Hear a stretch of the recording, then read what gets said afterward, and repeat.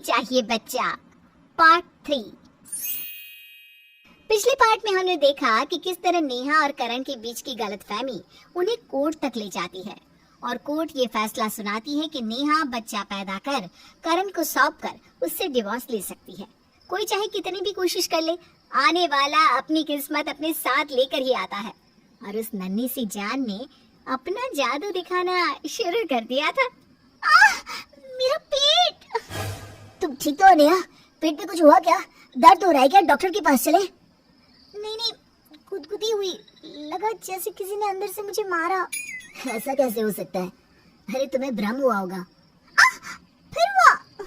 मैं सच कह रही हूँ करण, अपना हाथ लाओ, मैं तुम्हें महसूस करवाती हूँ। करण नेहा के पेट पर हाथ रखता है और बच्चा अंदर से लात मारता है। मैंने सुना है बेबी अपनी माँ को किक मारता है। ये क्या किक कर रहा है नेहा? बहुत अजीब सा महसूस हो रहा है करण मुझे। करण नेहा के हाथ को पकड़कर कहता है, मैं हूं ना नेहा, कुछ नहीं होगा, विश्वास रखो। करण नेहा को सुला देता है। अगली सुबह वो नेहा के लिए नाश्ता लेकर जाता है, जिसे देखकर नेहा अपना नाक बंद करके सीधा बाथरूम में भागती है। लगता है खाना सड़ गया है, पर मम्मी ने तो अभी भी खाना बनाया है, तो नेहा वॉशरूम में क्यों भागी? नेहा, तुम ठीक हो ना? नेहा वॉशरूम से बाहर आती है। ये खाने की स्मेल से मुझे उल्टी आती है। तभी रेणुका वहां आकर कहती है, ऐसा प्रेगनेंसी में अक्सर होता है बेटा, मन मचलता रहता है, पर थोड़ा तो खाना होगा ना। नहीं। अच्छा तुम फिलहाल आराम करो, मैं आज घर से ही काम कर लूंगा।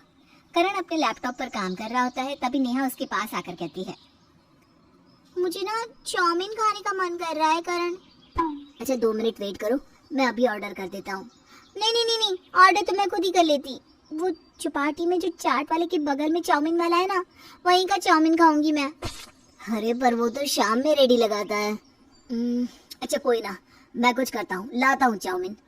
नेहा की एक बोली पर करण उस चाउमीन वाले के घर का पता कर चाउमीन लेकर आता है। चाउमीन वाला तो शाम में रेडी लगाता है ना, मुझे लगा था तुम नहीं ला पाओगे। अरे तुमने फरमाइश की और मैं चाउमीन ले आया। अरे तुम बोलो और मैं ना लाऊं, ऐसा हो सकता है क्या? मैं उसके घर गया, मैंने उसे 4 गुना पैसे दिए और फिर तुरंत उसने चाउमीन बना दिया। करण की बात सुनकर नेहा के मन में फिर से करण के लिए झुकाव बढ़ने लगता है। करण और रेणुका नेहा का बहुत ख्याल रखते। उसी शाम नेहा का फोन बजता है। फोन पर अपनी सास का नाम देखकर करण कमरे से बाहर चला जाता है। आजकल तो तुम मुझे फोन ही नहीं करती, बच्चा हुआ नहीं और तुम मुझे अब से ही भूल गई।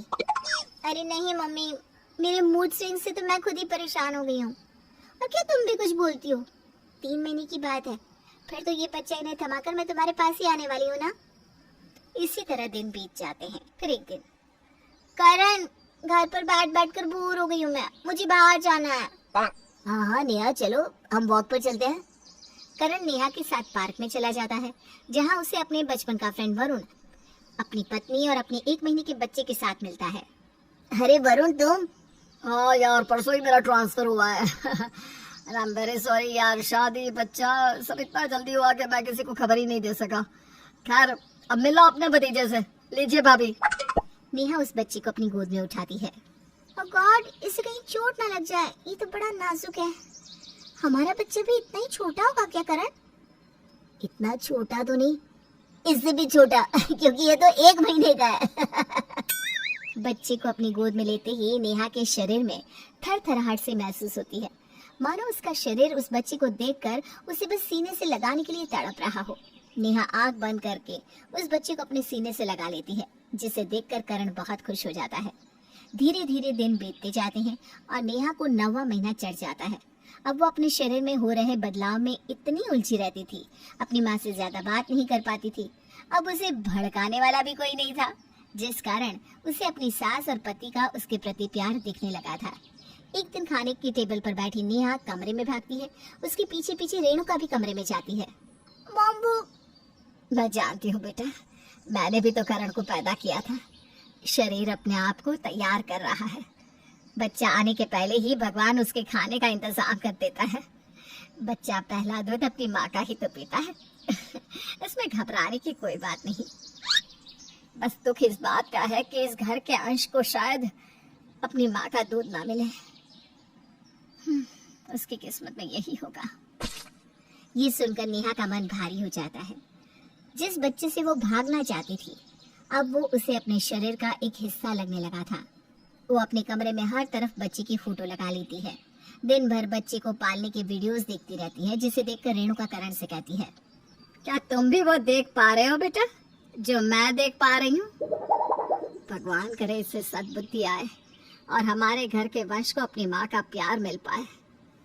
पर क्या फायदा मम्मी, फिर से सासू माँ नेहा का माइंड वॉश कर देगी और वो हमसे दूर हो जाएगी। तो अपना मन ज्यादा इन सब में मत लगाओ, खुद को मजबूत करो, क्योंकि इस बच्चे को हम दोनों को मिलकर ही पालना है। और आखिरकार वो दिन आ ही जाता है। नेहा अचानक दर्द से चीखने लगती है। डॉक्टर ने तो कहा था कि अभी डिलीवरी में 1 हफ्ता बाकी है, पर लगता है बहू को अभी ही दर्द उठाया है। करण जल्दी अस्पताल चल बेटा। करण फौरन गाड़ी निकालता है और सभी हॉस्पिटल पहुंचते हैं। मोनिका की माँ कई दिनों से नेहा से बात नहीं कर पा रही थी, जिस कारण वो अपनी बेटी से मिलने उसके ससुराल पहुंचती है, जहां जाकर उसे पता चलता है कि नेहा हॉस्पिटल में है। चलो अच्छा हुआ मैं यहाँ आ गई, वरना ये लोग तो मुझे कुछ बताते ही नहीं। अब मुझे भी हॉस्पिटल जाना चाहिए। हॉस्पिटल में सब अच्छे से हो जाता है और नेहा अपने बच्चे को जन्म देती है। नर्स जैसे ही नेहा को उसके बच्चे को उसके हाथ में देती है, नेहा पूरी तरह पिघल जाती है। करण, ये मेरा बच्चा है, मेरा बच्चा। हाँ नेहा, ये हमारा बच्चा है। इसकी आंखें ना बिल्कुल तुम्हारी जैसी है और होंठ बिल्कुल मेरी जैसे। नेहा की आंखें भर आती है, वो फूट फूट कर रोने लगती है। तभी मोनिका वहां आती है। क्या हाल हो गया है मेरी बेटी का? चल नेहा, पकड़ा दे ये बच्चा इन्हें। मैंने बाहर बात कर ली है, शाम तक तो डिस्चार्ज हो सकती है।